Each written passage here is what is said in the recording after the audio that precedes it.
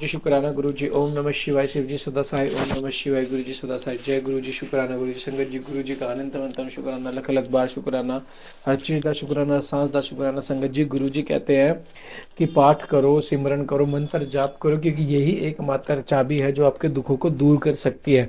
दूसरा कोई रास्ता नहीं है। संगत जी देखो, माता पार्वती ने, सती ने, दक्ष जी ने, सब ने बहुत भारी तप किए हैं, जब जाके आज हम उनकी कथाएं सुन रहे हैं, जब जाके वो भगवान बने हैं। गुरु जी ने क्या, हमारे गुरु जी ने क्या कम तप किए? बड़े मंदिर को इतनी दिव्य जगह बनाया, वो अपने तप से ही बनाया, जिसमें सारे के सारे ज्योतिर्लिंग की शक्ति सर्पित है।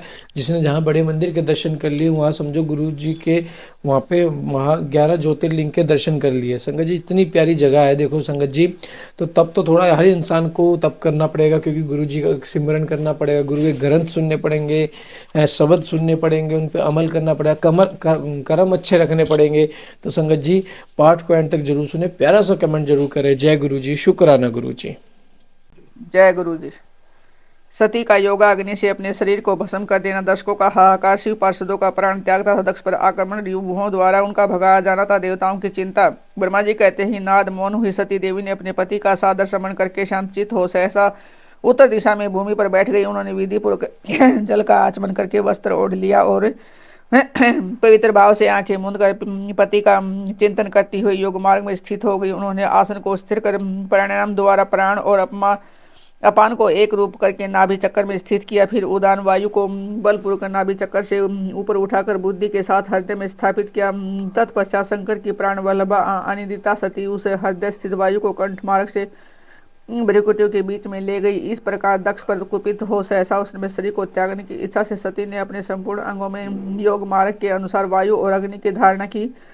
तदंतर अपने पति के चरणारविंदों का चिंतन करती हुई सती ने उन सब वस्तुओं का ध्यान भुला दिया जिनका उनका चित्त योग मार्ग में स्थित हो गया था, इसलिए वहां उन्हें पति के चरणों के अतिरिक्त और कुछ नहीं दिखाई दिया। मुनिश्रेष्ठ सती का निष्पाप शरीर तत्काल गिरा और उनकी इच्छा के अनुसार योगा अग्नि से जलकर उसी क्षण भस्म हो गया। उस समय वहां आए हुए देवता आदि ने यह घटना देखी, तब वे बड़े जोर से हाहाकार करने लगे। उनका यह महान अद्भुत विचित्र एवं भयंकर हाहाकार आकाश में और पृथ्वी तल पर सब और फैल गया। लोग कह रहे थे कि हाय महान देवता भगवान शंकर की परम प्रेयसी सती देव ने किस दुष्ट के दुर्व्यवहार से कुपित हो अपने प्राण त्याग दिए। ओह ब्रह्मा जी के पुत्र इस दक्ष की बड़ी भारी दुष्टता तो देखो। सारा चराचर जगत जिसकी संतान है उसी की पुत्री मनसुनी सती देवी, जो सदा ही मान पाने के योग्य थी, उसके द्वारा ऐसी निरादूत हुई कि प्राणों से ही हाथ धो बैठी। भगवान वृषध्वज की प्रिया सती सदा अपने सभी सत्पुरुषों के द्वारा निरंतर सम्मान पाने की अधिकारी थी। वास्तव में उनका हृदय बड़ा ही असहिष्णु है। वह लगे प्रजापति दक्ष ब्राह्मण द्रोही है, इसलिए सारे संसार में उसे महान अपयश प्राप्त होगा। उसकी अपनी ही पुत्री उसी के अपराध से जब प्राण त्याग करने को उद्यत हो गई, तब भी उसे महानरक भोगी शंकर द्रोही ने उसे रोका तक नहीं। जिस समय सब लोग ऐसा कह रहे थे, उसी समय शिव जी के पार्षद सती का यह अद्भुत प्राण त्याग देख तुरंत ही क्रोध पूर्वक अस्त्र शस्त्र ले दक्ष को मारने के लिए उठ खड़े हुए। यज्ञ मंडप के द्वार पर खड़े हुए वे भगवान शंकर के समस्त 60,000 पार्षद, जो बड़े भारी बलवान थे, अत्यंत रोष से भर गए और हमें धिक्कार है, धिक्कार है ऐसा कहते हुए भगवान शंकर के गणों के वे सभी वीर यूथ पति बारंबार उत्सव से हाहाकार करने लगे। देवर्षि कितने ही पार्षद तो वहां शोक से ऐसे व्याकुल हो गए कि वे अत्यंत तीखे प्राणनाशक शस्त्रों द्वारा अपने ही मस्तक और मुख आदि अंगों पर आघात करने लगे। इस प्रकार 20,000 पार्षद उसे समय दक्ष कन्या सती के साथ ही नष्ट हो गए। वह एक अद्भुत सी बात हुई। दुष्ट होने से नष्ट होने से बचे हुए महात्मा शंकर के वे प्रथम गण क्रोध युक्त दक्ष को मारने के लिए हथियार लिए उठे खड़े हुए। मुने उस आक्रमणकारी पार्षदों का वेग बनकर भगवान भृगु ने यज्ञ में विघ्न डालने वालों का नाश करने के लिए नियत अपहता असुरा रक्षासी वेदिस इस युजुर मंत्र से दक्षिणा अग्नि में आहुति दी। भृगु के आहुति देते ही यकुण से रिभु नामक शस्त्र महान देवता, जो बड़े प्रबल वीर थे, वहां प्रकट हो गए। मुनीश्वर उन सबके हाथों में जलती हुई लकड़ियां थी। उनके साथ प्रथम गणों का अत्यंत विकट युद्ध हुआ, जो सुनने वालों के भी रोंगटे खड़े कर देने वाला था। उन ब्रह्म तेज से संपन्न महावीर और रिभुओं की सब ओर से ऐसी मार पड़ी जिससे प्रथम गण बिना अधिक प्रयास के ही भाग खड़े हुए। इस प्रकार उन देवताओं ने उन शिवगणों को तुरंत वहां से भगाया। एक अद्भुत सी घटना भगवान शिव की महाशक्तिमती इच्छा से ही हुई। वह सब देखकर ऋषि इंद्र आदि देवता मरुदगण विश्वदेव अश्विनी कुमार और लोकपाल चुप ही रहे। कोई सब ओर से आकरे वहाँ भगवान विष्णु से प्रार्थना करते थे कि किसी तरह विघ्न टल जाए। वे उद्विग्न हो बारंबार विघ्न निवारण के लिए आपस में सलाह करने लगे। प्रथम गणों के नाश होने और भगाए जाने से जो भावी परिणाम होने वाला था उसका भली भांति विचार करके उत्तम बुद्धि वाले श्री विष्णु आदि देवता अत्यंत उद्विग्न हो उठे थे। मुने इसे प्रकार दुरात्मा शंकर द्रोही ब्रह्म बंधु दक्ष के यज्ञ में उस समय बड़ा भारी विघ्न उपस्थित हो गया। आकाशवाणी द्वारा दक्ष की भर्त्सना, उनके विनाश की सूचना तथा समस्त देवताओं को यज्ञ मंडप से निकल जाने की प्रेरणा। ब्रह्मा जी कहते हैं कि मुनीश्वर, इस बीच में यहाँ दक्ष था। देवता आदि के सुनते ही आकाशवाणी ने यह यथार्थ बात कही। रे दुराचारी दक्ष, जो दभाचारण परायण महामूढ़, तूने कैसा अनर्थकारी कर्म कर डाला। जो मूर्ख, ओ मूर्ख, शिव भक्त राज दधीचि के कथन को भी तूने प्रमाणिक नहीं माना, जो तेरे लिए सब प्रकार से आनंददायक और मंगलकारी था। वे ब्राह्मण देवता तुझे दूसरे साप देकर तेरी यज्ञशाला से निकल गए तो भी तुझ मूड अपने मन में कुछ भी नहीं समझा। इसके बाद भी तेरे घर में मंगलमयी सती देवी स्वतः पधारी है, जो तेरी अपनी ही पुत्री थी, किंतु तूने उनका भी परम आदर नहीं किया। ऐसा क्यों हुआ? ज्ञान दुर्बल है दक्ष, तूने सती और महादेव जी देवी जी की पूजा नहीं की है। यह क्या किया? मैं ब्रह्मा जी का बेटा हूँ ऐसा समझकर तू व्यर्थ ही घमंड में भरा रहता है और इसलिए तुझ पर मोह छा गया है। वे सती देवी ही सत्पुरुषों की आराध्य देवी है अथवा सदा आराधना करने के योग्य है। वे समस्त पुण्यों का फल देने वाली, तीनों लोकों की माता, कल्याण स्वरूपा और भगवान शंकर के आधे अंग में निवास करने वाली है। वे सती देवी ही पूजित होने पर सदा संपूर्ण सौभाग्य प्रदान करने वाली है। वे ही महेश्वरी की शक्ति है और अपने भक्तों को सब प्रकार से मंगल देती है। वे सती देवी ही पूजित होने पर सदा संसार का भय दूर करती है, मनोवांछित फल देती है तथा वे ही समस्त उपद्रवों को नष्ट करने वाली देवी है। वे सती ही सदा पूजित होने पर कीर्ति और संपत्ति प्रदान करती है। वे ही पराशक्ति तथा भोग और मोक्ष प्रदान करने वाली परमेश्वरी है। वे सती ही जगत को जन्म देने वाली माता, जगत की रक्षा करने वाली अनादि शक्ति और प्रलय काल में जगत का संहार करने वाली है। वे जगन्नाथ माता सती ही भगवान विष्णु की माता रूप से सुशोभित होने वाली तथा ब्रह्मा, इंद्र, चंद्र, अग्नि एवं सूर्य देव आदि की जननी मानी गई है। वे सती ही तप, धर्म और ज्ञान दान आदि का फल देने वाली है। वे ही शंभु शक्ति महादेवी है तथा दुष्टों का हनन करने वाली परात्पर शक्ति है। ऐसी महिमा वाली सती देवी, जिनका सदा प्रिय धर्म पत्नी है, उन भगवान महादेव को तूने यज्ञ में भाग नहीं दिया। अरे तू कैसा मूढ़ और कुविचारी है। भगवान शिव ही सबके स्वामी तथा परात्पर परमेश्वर है। वे समस्त देवताओं के समय के सेवक हैं और सबका कल्याण करने वाले हैं। इन्हीं के दर्शन की इच्छा से सिद्ध पुरुष तपस्या करते हैं और इन्हीं के साक्षात्कार की अभिलाषा मन में लेकर ये योग्य लोग योग साधना में प्रवृत्त होते हैं।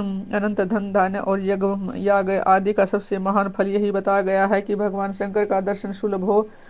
शिव ही जगत का धारण पोषण करने वाले हैं। वे ही समस्त विद्याओं के पति एवं सब कुछ करने में समर्थ हैं। आदि विद्या के श्रेष्ठ स्वामी और समस्त मंगलों के भी मंगल वे ही हैं। दुष्ट दक्ष, तूने उनकी शक्ति का आज सत्कार नहीं किया है, इसलिए इस यज्ञ का विनाश हो जाएगा। पूजनीय व्यक्तियों की पूजा न करने से अमंगल ही होता है। तूने परम पूज्य शिव स्वरूपा सती का पूजन नहीं किया है। शेष नाग अपने सहस्त्र मस्तरों से प्रतिदिन प्रसन्नतापूर्वक जिनके चरणों की रज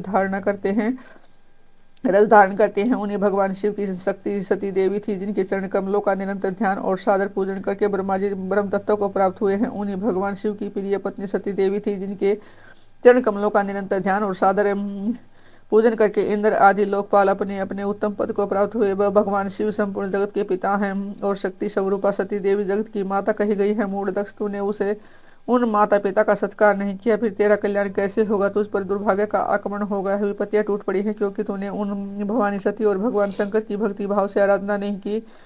कल्याणकारी शंभु का पूजन न करके मैं भी कल्याण का भागी हो सकता हूँ। यह तेरा कैसा गर्व है? वह दुर्वार गर्व आज नष्ट हो जाएगा। इन देवताओं में से कौन ऐसा जो सर्वेश्वर शिव से विमुख होगा तेरी सहायता करेगा? मुझे तो ऐसा कोई देवता दिखाई नहीं देता। यदि देवता इस समय तेरी सहायता करेंगे तो जलती आग से खेलने वाले पतंगों के समान नष्ट हो जाएंगे। आज तेरा मुंह है जल जाए, तेरे यज्ञ का नाश हो जाए। जितने तेरे सहायक वे आज शीघ्र ही जल जाए, जल मरे। इस दुरात्मा दक्ष की जो सहायता करने वाले हैं, उन समस्त देवताओं के लिए आज शपथ है, वे तेरे अमंगल के लिए ही तेरी सहायता से विदित हो जाए। समस्त देवता आज इस यज्ञ मंडप से निकल कर अपने अपने स्थान को चले जाएं, अन्यथा सब लोगों का इस प्रकार से नाश हो जाएगा। अन्यथा सब मुनि और नाग आदि सब इस यज्ञ से निकल जाए, अन्यथा आज सब लोगों का सर्वथा नाश हो जाएगा। श्री हरे और विधाते, आप लोग भी इस यज्ञ मंडप से शीघ्र ही निकल जाएं। ब्रह्मा जी कहते हैं कि नारद संपूर्ण यज्ञशाला में बैठे हुए लोगों से ऐसा कहकर सबका कल्याण करने वाली वह आकाशवाणी मौन हो गई।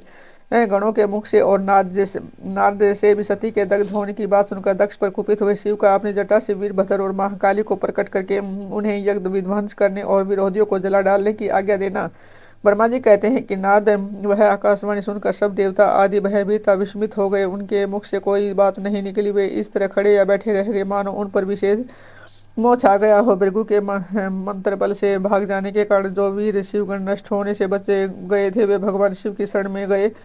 उन सब ने अमित तेजस्वी भगवान रुद्र को भली भांति सादर प्रणाम करके वहां यज्ञ में जो कुछ हुआ था वह सारी घटना उनसे कह सुनाई। यज्ञ गण बोले, महेश्वर दक्ष बड़ा दुरात्मा और घमंडी है। उसने वहां जाने पर सती देवी का अपमान किया और देवताओं ने भी उनका आदर नहीं किया।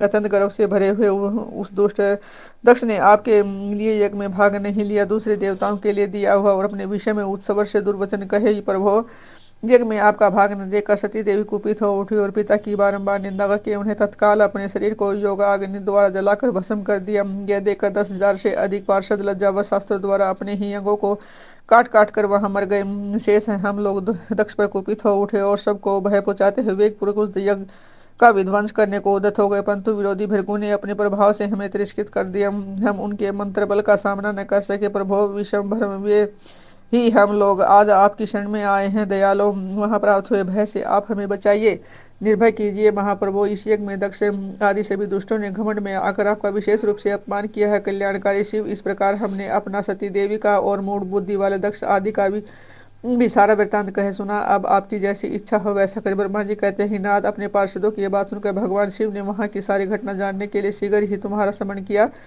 देवर्षि, तुम विद्या दृष्टि से संपन्न हो, अतः भगवान के समन करने पर तुम तुरंत वहां आ पहुंचे और शंकर जी को भक्तिपूर्वक प्रणाम करके खड़े हो गए।